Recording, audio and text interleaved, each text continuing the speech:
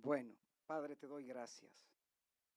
Permite que tu Espíritu Santo sea guiándonos a toda verdad y a toda justicia. Utiliza mi voz no para comunicar lo que yo quiero comunicar, sino lo que edifique a tu pueblo para la gloria del Padre. Amén. Un fuerte abrazo a todos. Acabamos de ver este pequeño trozo o este clip de escena, pero que está cargado de revelación. Y quiero comentar un poco de los elementos que en ellas vamos a ver. Usted encuentra a Jesús ahí orando en el Getsemaní, en Mateo capítulo 26, verso 39. De repente a- porque sucedió lo siguiente.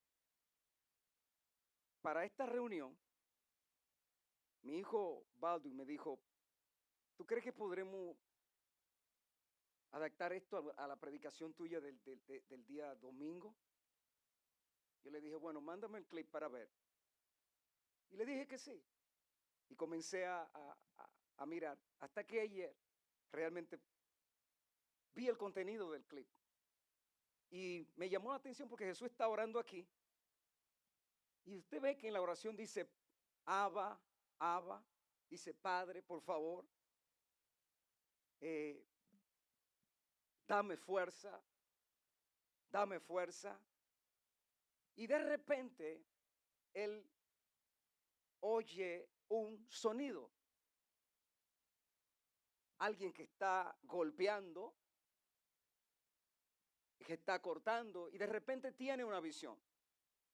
Y es como alguien que está viendo una escena de una película, y esa escena no solo oye el sonido de cortar, oye también a alguien hablando y otro contestando, y oyó a alguien que le dijo, Abba, papá, y el padre contesta, voy para allá, Isaac, voy para allá, Isaac. Según la visión se nota al padre en un momento cuando la primera vez le dice, voy para allá, hijo, luego cuando le va a volver a repetir, sus ojos comienza a llorar y a secarse las lágrimas. El padre está triste, está llorando y vuelve y le dice, voy para allá. Llega donde está el muchacho con la leña y le dice lo siguiente, puedo cargar eso en mi espalda. Y le contesta el padre, ¿está seguro? Y él dice, sí, contesta el muchacho. Y el padre le dice, tenemos que llevarlo hasta la montaña. Amén. Y la traducción dice que hace como que no dice eso, es lo que la tradición dice. Pero el muchacho les contesta, yo solo estoy cansado. Y el padre contesta, muy bien, porque yo estoy viejo, enfréntalo. Ok, ahora surge otra pregunta del muchacho, del hijo, y le dice, padre, tú tienes el fuego y yo cargo la leña.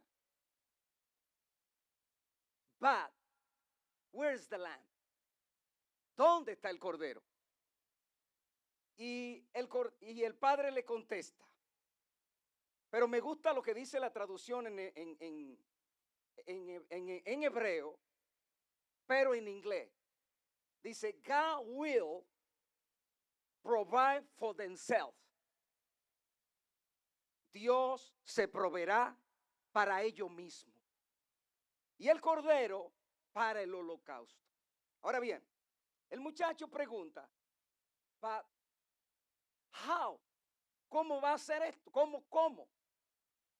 Ahora, Jesús, el personaje de Jesús, que está en el clip, se introduce dentro de la visión y habla. Y él dice esta palabra. Quien está viendo la visión, él dice, él nos sigue. Jesús contesta, él nos sigue. Adelante, joven Isaac. Te perdonamos. Fue una prueba. De repente se da vuelta Jesús en el huerto de Getsemaní y comienza a hablar con su padre, con su Abba, y le dice: Abba, si es posible, pasa esto de mí, pero que no se haga mi voluntad. Con esto que le acabo de mencionar, vamos a entrar al tema: el cordero que Dios proveyó, la resurrección a través de los ojos de Abraham e Isaac. El cordero que Dios proveyó, la resurrección a través de los ojos de Abraham e Isaac. Y hay momentos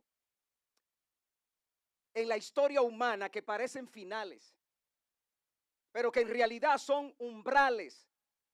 Cuando Abraham levantó el cuchillo sobre su hijo Isaac en el monte Moriah, que le anticipo, ese monte Moriah donde Cristo fue crucificado, fue exactamente el mismo lugar donde Abraham iba a ofrecer a Isaac. Era una cadena de monte, era el mismo lugar. Óigame bien, cuando los soldados sellaron la tumba, mejor dicho, cuando Abraham levantó el cuchillo sobre su hijo Isaac en el monte Moriah, el cielo le contuvo el aliento. Pero cuando los soldados sellaron la tumba de Jesús en el Gólgota, el mundo pensó que todo había terminado. Pero en ambos escenarios, Dios estaba escribiendo la historia con diferente tinta. La historia de una vida entregada y de una vida restaurada. Pero aquí Abraham no sabía que estaba profetizando, que Isaac no sabía que estaba prefigurando, pero el Espíritu Santo está tejiendo con hilos de sangre y fe el tapiz más grande de la historia de la redención. Hoy vamos a caminar por este monte y vamos a oler la leña, vamos a escuchar el silencio del hijo que confía en su padre. Y al llegar a la cima, vamos a encontrar algo que ni Abraham ni Isaac esperaban: un cordero, el único cordero que podía morir y resucitar. Y vamos a ir a la historia. En Génesis, capítulo 22, del 1 al 18. Esa madrugada, cuando Abraham escuchó la voz de Dios, no era la primera vez que había escuchado esa voz. Dice la palabra en Génesis capítulo 12 que Abraham tenía 75 años cuando Dios le dijo: deja tu tierra y tu parentela. Ya había escuchado cuando Dios le prometió un hijo, siendo él casi ya de 100 años. Pero, óigame bien, ya había escuchado cuando nació Isaac, aquel hijo cuyo nombre significa risas, porque nadie podía creer que un milagro tan absurdo fuera posible. Pero esta vez, la voz dijo algo que partió el alma. Oiga lo que le dice en Génesis capítulo 22, verso 2. Toma ahora a tu hijo, tu único Isaac, a quien amas, y ve a la tierra de Moriah y ofrécelo en holocausto. Dice el relato que caminaron 3 días, padre e hijo, hacia el monte. 3 días, con el peso del silencio, del amor, de una obediencia que ningún ser humano podía explicar completamente. En algún momento, en el camino, Isaac, un joven fuerte, capaz de razonar, levantó los ojos hacia su padre y preguntó lo que ninguno de nosotros podía haber callado.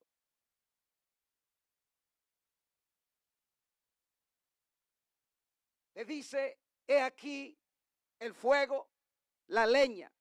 Mas ¿dónde está el cordero para el holocausto? Génesis 22:7 dice, y Abraham con una fe que superaba su entendimiento, respondió con la profecía más grande que jamás pronunció él sin saberlo. Le dice en Génesis 22:8, Dios se proveerá de cordero para sí mismo, hijo mío. Isaac no huyó, Isaac no peleó, Isaac no dejó de atar, no se dejó de atar, se tendió sobre la leña y entregó su vida en la mano de su padre.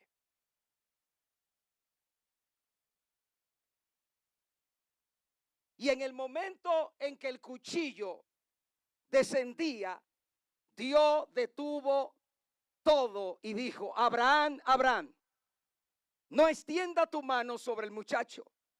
Ahora sé que temes a Dios. Y Abraham alzó sus ojos y vio un carnero enredado en un zarzal. Pero quiero detenerme aquí en esta frase. Abraham, Abraham, no extienda tu mano sobre el muchacho. Y quiero que analicemos por un momento, a la luz de la cultura de esos tiempos. Quiero explorar con esta pregunta. ¿Es muchacho o es adulto? ¿Es muchacho o es adulto? Lo que dice el texto, que la palabra que se usa aquí es una palabra hebrea que se llama Naar. Y el término muchacho de Génesis 22:5 al 12 es una palabra hebrea flexible que no hace referencia necesariamente a un niño. Esto abarca una variedad, incluso el Misdrash dice que es más de 25 años. Josefo dice lo mismo. Ahora escúcheme algo. Eso abarca amplitud. Está en Éxodo 6, está en Segunda de Samuel 14:21, Segunda de Samuel 16:1. Incluso puede ser hasta un soldado o líder. En otras palabras, cuando el ángel le dice, no extienda tu mano sobre el muchacho, no está describiendo a un niño. Está usando un término que en hebreo es simplemente el joven que está contigo. Ahora la pregunta es, ¿cuántos años tenía entonces? Porque hay evidencia bíblica y hay varias pistas para esto. Les puedo dar la pista número 1. Cuando Isaac cargó la leña solo, la cargó solo. Isaac cargó la leña para el holocausto sobre sus hombros hasta la cima del monte, por 3 días caminando. Amén. Eso implica que era un joven fuerte, no un niño pequeño. Además, si era lo suficientemente fuerte para cargar esa leña, también era lo suficiente fuerte para resistirse a su anciano padre si hubiera querido. Amén. El hecho de que se dejara atar demuestra su fe, demuestra su sumisión voluntaria y extraordinaria. Pista número 2.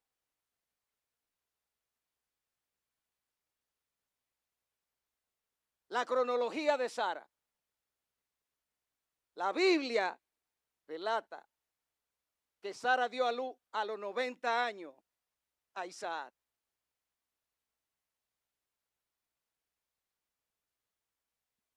¿Escucharon lo que yo les acabo de decir? ¿A los cuántos años dio Sara a luz? A los 90 años. Sara dio a luz de Isaac a los 90 años. Entonces yo simple, por la cronología de la mamá, yo sé la edad que tiene el muchacho. Pero eso no se queda ahí.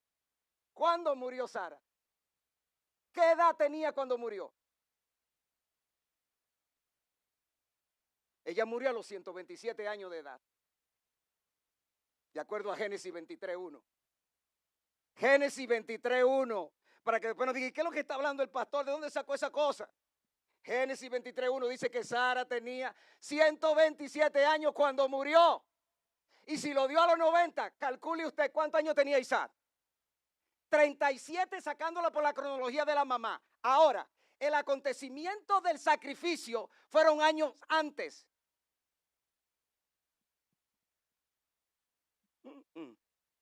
Pista número 3. Aparece una frase ahí que dice, la frase muchos días y después de estas cosas, que están en Génesis 21:34. Después de estas cosas, Génesis 22:1, sugieren que había transcurrido un tiempo considerable antes del ofrecimiento de Isaac. Ahora bien, con esto en la mente, quiere decir que los expertos dicen que Isaac tenía en ese momento exactamente la misma edad que tenía Cristo cuando fue a la cruz. Ahora bien, escúcheme, porque esto es una sombra que se convierte en realidad. Lo número 1 es que Isaac cargó la leña, Jesús cargó la cruz. Y es una firma divina, no es coincidencia literaria. En Génesis 22:6 dice que Abraham puso leña sobre Isaac en su espalda. El hijo cargó sobre los hombros el instrumento de su propia muerte. Isaac llevaba en sus hombros el instrumento de su propia muerte. ¿Están aquí? Siglo después, en Juan capítulo 19, verso 17, registra que Jesús salió llevando su cruz. Isaac subió al monte Moriah. Jesús murió en el monte Gólgota. Y es exactamente el mismo lugar, porque es una cadena de montaña que registra el mismo lugar. Ahora bien, los historiadores, los teólogos, identifican ambos lugares como la misma cadena de montaña de Jerusalén. El mismo monte, el mismo tipo de hijo, el mismo tipo de entrega. 3 días de muerte anticipada. Aleluya. Para Abraham, Isaac ya estaba muerto desde el momento que Dios le dijo, toma tu hijo Isaac y ve y sacrifíquelo. Desde ese momento ya estaba muerto. Y caminó 3 días sabiendo que su hijo estaba muerto en su mente. Para Abraham, Isaac ya estaba muerto desde el momento que Dios le habló. Durante 3 días caminó con un muerto hacia el monte. Dice Hebreo 11:19. Oiga esto lo que dice Hebreo 11:19. Confirma esto con una declaración impactante. Abraham creyó que Dios era poderoso para levantar aún de entre los muertos a Isaac. Y por eso lo recibió de vuelta, dice el texto, en sentido figurado. Pregunta.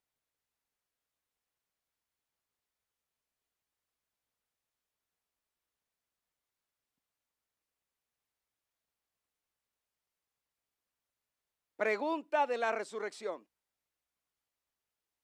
El escritor de Hebreo está diciendo que Isaac fue el ensayo general de la resurrección. Que en el monte Moriah, Dios estaba mostrándole al mundo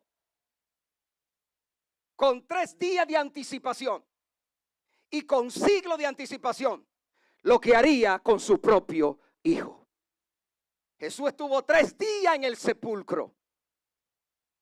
Isaac tuvo 3 días en la mente de Abraham como alguien que había de morir. Y en ambos casos, al tercer día, la vida venció la muerte. El Padre que no detuvo el sacrificio. Aquí está la diferencia más profunda y más gloriosa entre las dos historias. En Moriah, un ángel detuvo la mano de Abraham. Amén. El Hijo humano fue preservado. Dios proveyó un sustituto, el carnero que estaba en el zarzal. Pero en el Calvario no hubo ángel que detuviera la mano. Jesús mismo dijo en Getsemaní, en Mateo 26, verso 53. ¿Acaso piensa que no puedo orar a mi Padre y que Él no me daría más de 12 legiones de ángeles? Los ángeles estaban listos. El Padre no podía haber detenido todo. El Padre podía haberlo detenido, pero no lo hizo. Pablo lo dice con una intensidad que hace temblar al alma. El que no escatimó a su propio Hijo, sino que lo entregó por todos nosotros. Romanos 8:32. Abraham fue detenido. Dios el Padre no lo fue. Isaac vivió para que pudiéramos entender lo que significa que el verdadero hijo muriera.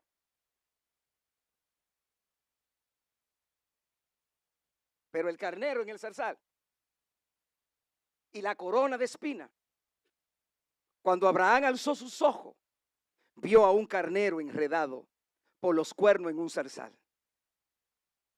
Un animal atrapado en espina, esperando ser sacrificado. Jesús fue coronado con espina, el rey del universo con una corona de zarza. El carnero que Dios proveyó para hacer la ofrenda definitiva, llevaba en su cabeza la marca del monte Moriah. Abraham llamó a aquel lugar Jehová Jireh, Jehová Jireh. Esa palabra viene de la raíz de la palabra Ra'at, y de ahí viene Jehová Jireh. El Señor se proveerá para sí mismo. No lo dijo en pasado, lo dijo para el futuro. Aleluya. Dios se proveerá. Aquí podemos ver la marca de Moriah. En Génesis 22:14. A ese monte, siglo después, fue provisto no con un carnero, sino con el Hijo de Dios. Aquí entra la resurrección. El giro que Abraham vislumbró. Jesús mismo vinculó estas dos historias. En Juan capítulo 8, verso 56, Él dijo algo que escandalizó a los fariseos. Oiga lo que le dijo Jesús a los fariseos. Abraham, vuestro padre, se gozó de que había de ver mis días. Lo vio y se gozó. Y yo le hago una pregunta. ¿Cuándo vio Abraham el día de Cristo? Muchos creen precisamente que fue en Moriah, cuando iba a sacrificar a Isaac. Que cuando recibió a Isaac de vuelta, vivo, vio en ese momento una visión anticipada de la resurrección del Mesías. Ahora bien, porque la risa del nombre de Isaac se convirtió en el gozo de entender que la muerte no tendría la última palabra. Que la muerte no tendría la última palabra. Que la muerte no tendría la última palabra. Yo me gozo y voy a meter esto aquí ahora. Esta semana hemos estado orando por un joven. Digo joven porque no creo que llegue a 50 años, no, tiene 50 años. Este señor lo intubaron porque le encontraron cáncer en los pulmones. Y de repente dicen los médicos que tiene muerte cerebral. Y llaman a la familia que hay que desconectarlo. Y a mí me preguntan. Y yo le dije, bueno, yo no puedo tomar esa decisión. Yo creo que la última palabra la tiene Dios. Ese mismo caso le pasó a una señora que conocemos, que su esposo le dijeron a los médicos, hay que desconectarlo porque ya está muerto. Y ella dijo, no, déjenlo ahí, que Dios lo va a levantar de ahí. Pues ahora recibo noticia hoy que los médicos le dijeron, el cerebro está funcionando bien. Los pulmones están trabajando bien. Los riñones están trabajando bien. Ya le bajaron el oxígeno porque ya está respirando por él mismo. Come on, entonces, la muerte no tiene la última palabra. Porque cuando Jesús resucitó, no simplemente para demostrar que era Dios, resucitó para declarar que el sacrificio fue aceptado.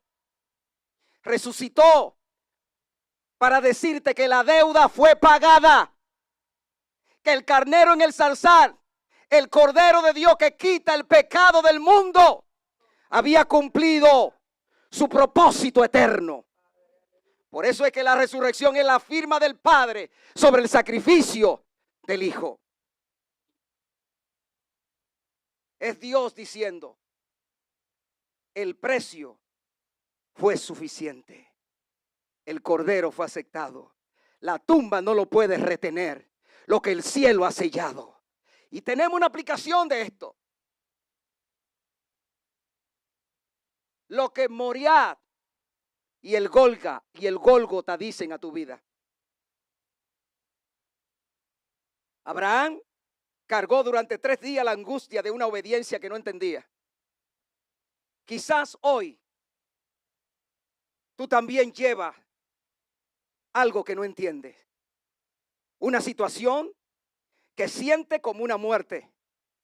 Una promesa que parece que Dios mismo está pidiendo de vuelta. Una promesa que parece que Dios no te pide el sacrificio porque quiera quitarte la bendición. Te pide el monte para revelarse a sí mismo como Jehová Jireh en el nivel más profundo de tu necesidad. Lo que lleva al monte con fe, Dios lo devuelve con resurrección. Segunda aplicación, la obediencia de Isaac es un llamado a la rendición. Isaac tenía la muerte física para resistir a su anciano padre, pero eligió rendirse. Eligió confiar en que el padre sabía lo que hacía. Hay momentos en nuestra fe en que Dios no pide que nos rindamos, que dejemos de luchar por controlar el resultado. Que nos tendamos sobre el altar es lo que Él demanda de nosotros. Como hizo Isaac, se tendió sobre el altar de su voluntad. No porque Dios quiera destruirnos, sino porque solo lo que muere puede resucitar. Solo lo que muere puede resucitar. Dice la palabra que la semilla que no cae al suelo y muere, permanece sola. Pero la que muere lleva mucho fruto. Amén. La tercera aplicación. La resurrección es prueba de que el Padre nunca abandona al Hijo. La resurrección es prueba de que el Padre nunca abandona. En la cruz Jesús gritó, ¿por qué me has abandonado? Y los que estuvieron el viernes escucharon lo que pasó ahí. El Padre se retiró del pecado por causa de que el pecado de toda la humanidad vino sobre Jesús en ese momento. El Padre se retira. Pero oiga bien, ese fue el momento más oscuro del cosmos. Pero ese grito santo fue respondido con el silencio glorioso de la resurrección. Si Dios no abandonó a su Hijo en la tumba, tampoco te abandonará a ti en tu crisis más profunda. Tu día donde te crucificaron tiene una fecha de resurrección. Y quiero concluir. El Cordero que Dios proveyó. En esta historia que acabamos de ver, 2 padres, 2 hijos, 2 montes y uno con una pregunta. ¿Dónde está el Cordero? ¿Dónde está el Cordero? El otro con una respuesta escrita en sangre y resurrección. Aquí está el Cordero de Dios. La historia de Abraham, de Isaac, no es solo un texto del Antiguo Testamento. Es un trailer de una película más grande que jamás se haya filmado. Es Dios diciéndole a la humanidad, guarda este momento. Necesitará entenderlo cuando llegue la hora. Y llegó la hora en una cruz en una tumba, en un amanecer del domingo, cuando las mujeres corrían a embalsamar un cadáver, encontraron a ángeles sentados donde el cuerpo debía de estar. El cordero que Abraham vislumbró fue provisto, y el cordero que fue provisto resucitó. Y porque resucitó, tú y yo tenemos acceso a una vida que ninguna muerte puede reclamar. Jehová Jireh no solo proveyó un cordero para Moria, proveyó el cordero para la eternidad. Porque de tal manera amó Dios al mundo que ha dado a su Hijo unigénito, para que todo aquel que en él cree no se pierda, mas tenga vida eterna. Juan 3:16. La tumba está vacía. La tumba, ¿cómo está?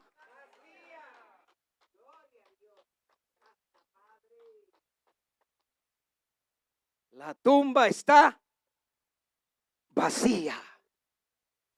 Y el cordero vive. El cordero vive. ¿Usted cree que esto es un día de estar callado ahí en una silla mirando, lamentándonos de que aquel murió y con tristeza? Este es un día de regocijo. Es un día de gozo, de alegría, porque Él vive.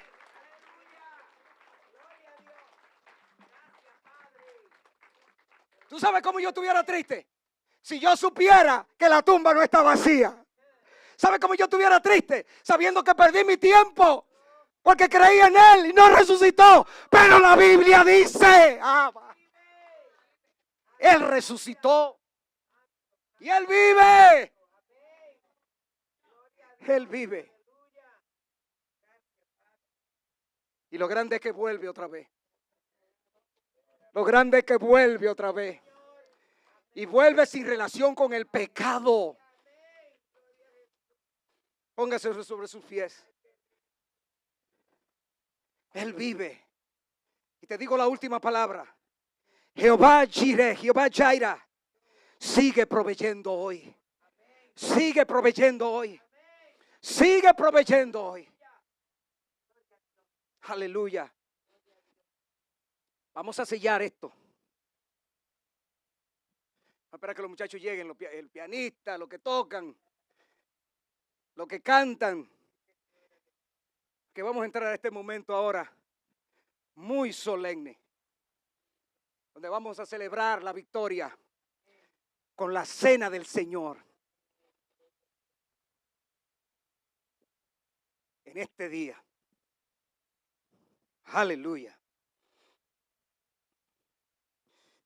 Obviamente eso no está dentro del programa, pero hay una canción que decía: el gozo que Dios me dio, el mundo no me lo da. El mundo no me lo da, como no me lo dio, no me lo puede quitar. Aleluya. ¿Sabes qué? Una persona que tenía que recurrir al alcohol, al cigarrillo para poder calmar mi ansiedad, al alcohol para poder tratar de llenar un vacío. Y viene Cristo y llena ese vacío. Y ya no me hace falta nada de esa basura.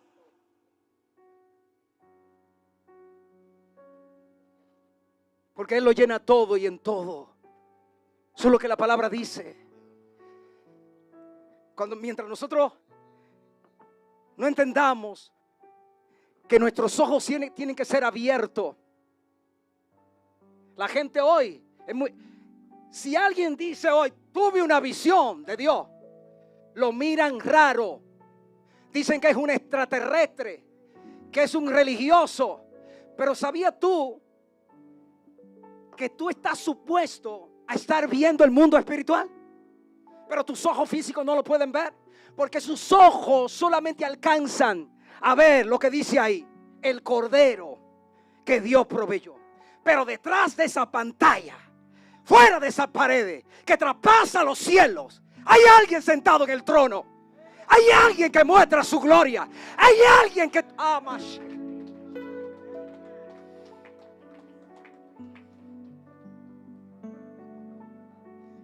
Hoy vamos a celebrar la cena del Señor. Y yo quisiera que usted me escuche por un minuto nada más.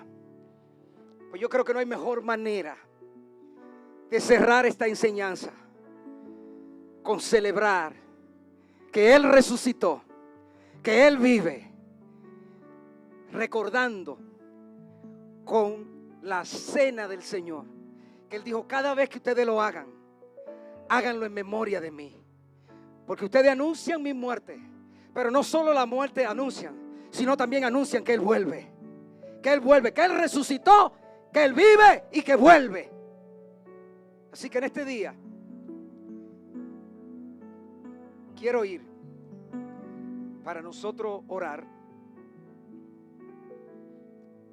a 1 de Corintios capítulo 11. No sé si ya están listos para que me traigan la mía también. Bueno, me voy a comer un pedazo de pan de ese. Por favor. Gracias. ¿La puede abrir, por favor? Gracias. Okay. Aleluya. El apóstol Pablo escribe en 1 de Corintios capítulo 11, versículo 23. Él dice esta palabra: porque yo recibí del Señor lo que yo también os he enseñado, que el Señor Jesús, la noche que fue entregado, tomó pan y habiendo dado gracias, yo no sé cuántos están aquí pueden dar gracias. Recuerde que hay poder en la boca, hay poder en lo que usted confiesa. Dele gracias a Dios porque usted está en la tierra de los vivientes. Dele gracias a Dios porque usted respira. Dele gracias a Dios porque puede levantar sus manos. Dele gracias a Dios porque tiene familia. Dele gracias a Dios porque tiene un techo. Dele gracias a Dios porque puede caminar. Gracias a Dios porque no está enfermo. Gracias a Dios porque la enfermedad se va a ir de tu cuerpo. Gracias a Dios porque por ese cordero murió. Y habiendo dado gracia, dijo: tomad, comed, esto es mi cuerpo, que por vosotros es partido. Haced esto en memoria de mí cada vez que lo hagan. Así que, Padre, gracias. Todos vamos a comerlo.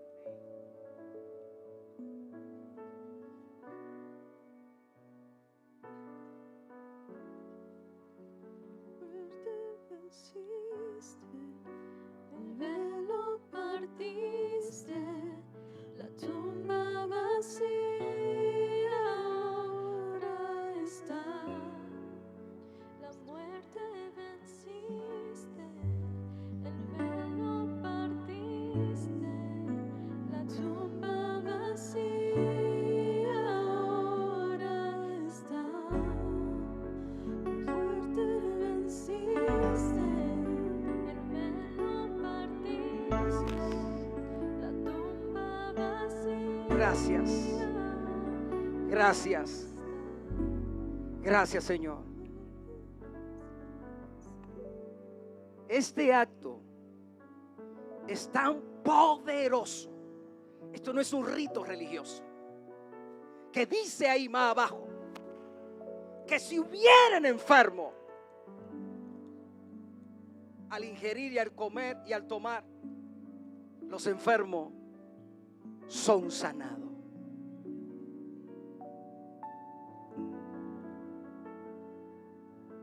El apóstol Pablo dice, Corintio continúa diciendo, que asimismo también tomó la copa y después de haber cenado, diciendo: esta copa es el nuevo pacto en mi sangre. Haced esto todas las veces que la bebiereis en memoria de mí. Así que pues todas las veces que comiereis este pan y bebiereis esta copa, la muerte del Señor anunciáis hasta que Él venga. Todos vamos a tomar.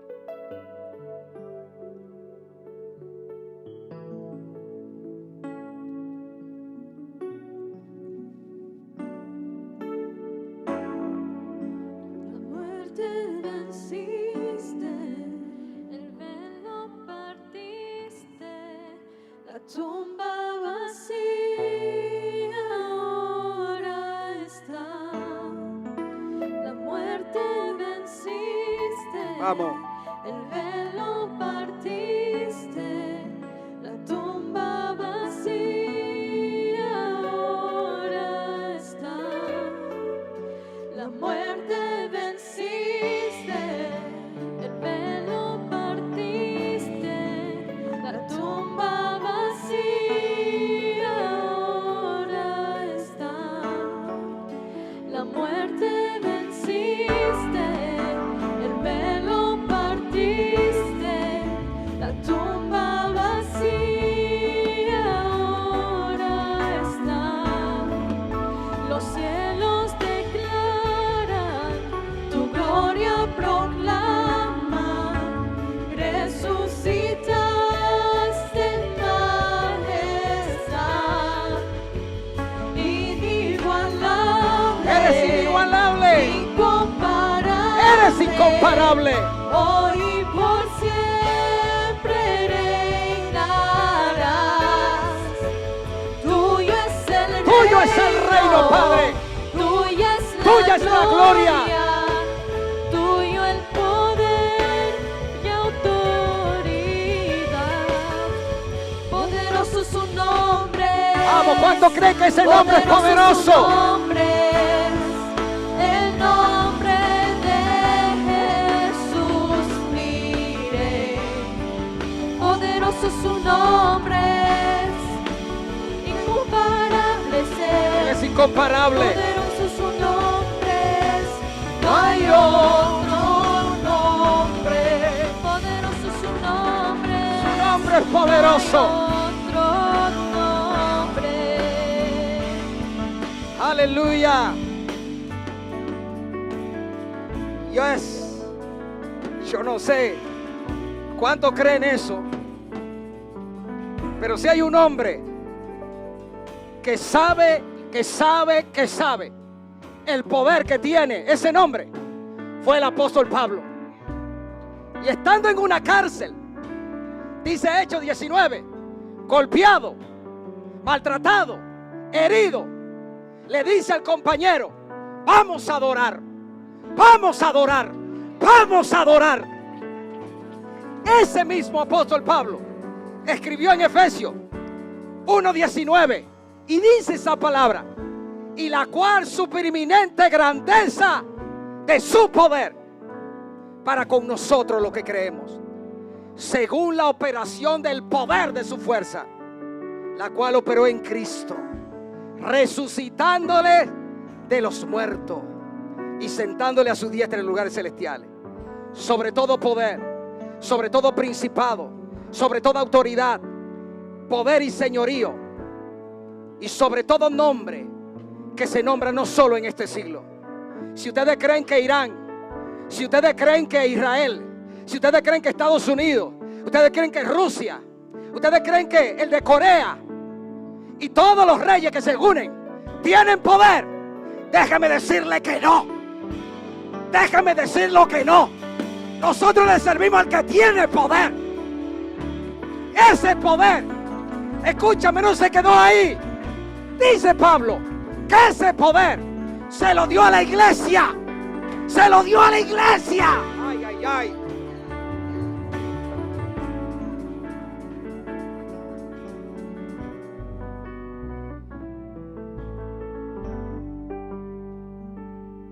Padre, gracias. Me voy ahí para no salir corriendo de aquí. Porque